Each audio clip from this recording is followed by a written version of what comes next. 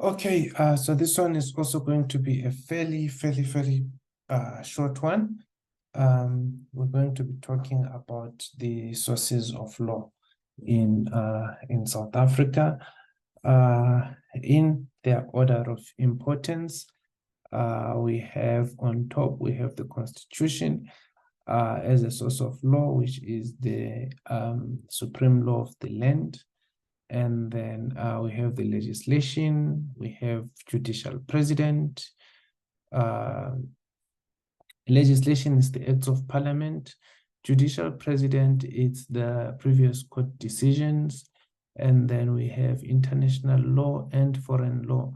International law is like your UN treaties, and so on. And then foreign law is the laws from other countries. And then we have common law, which is what South Africa has been using, and it derives from the Roman Dutch law. And then customary law is fairly simple, which is the laws of our African traditions, the laws that were being followed. Yeah, that is customary law. And then let's now move to the categories or the classification of law. So I took a picture so that you can at least follow with the picture. So we have South African law there. So now you can see that it is all categorized. So we have international law, and then we have national law. So first of all, let's go the national route. The national route, so we go South African law, and then we have the national law. And then from the national law, let's see if I can get a pointer. To get a point. Okay. Regular. Okay, cool. Let's see if I do that. Okay, yes. Then we have South African law over there. And then from the South African law, we go down to the national law. Then when you come to the national law, we can see that there's two branches where we have substantive law, and then we have procedural law.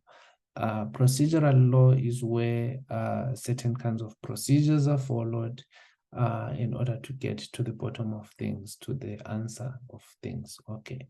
So procedural law, we have, this is where we have criminal procedure, and then we have civil procedure, and then we have the law of evidence, and then we have legal interpretation, right?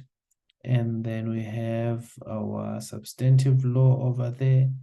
And then from substantive law, we have two branches as well, which is public law, and then which we also have private law. So when it comes to public law, we know that public law is the one that includes the constitutional law, human rights law, criminal law, and administrative law, right? And then private law is the law that regulates, private individuals. Where we have law of patrimony, law of persons, family law, or personality law. Okay, so from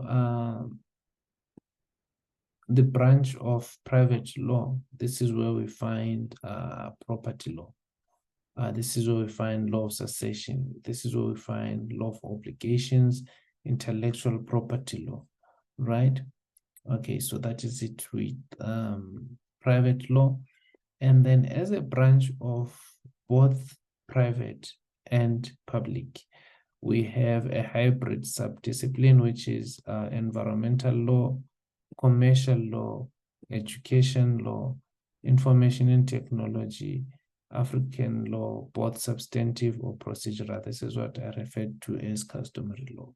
And then we have international law as a branch of South African law, not connected with anything. International law includes the law of regions such as African Union and the European Union, United Nations, and so on. So I hope you understand this, and then mostly on your questions, they'll probably ask you to list they won't ask to like explain what criminal law is. They'll probably ask you to list. So these are the categories and the classification of law. And then yeah, just a recap on the sources of law is the Constitution, the legislation, judicial president, international and foreign law, common law, and customary law. Thank you and good night.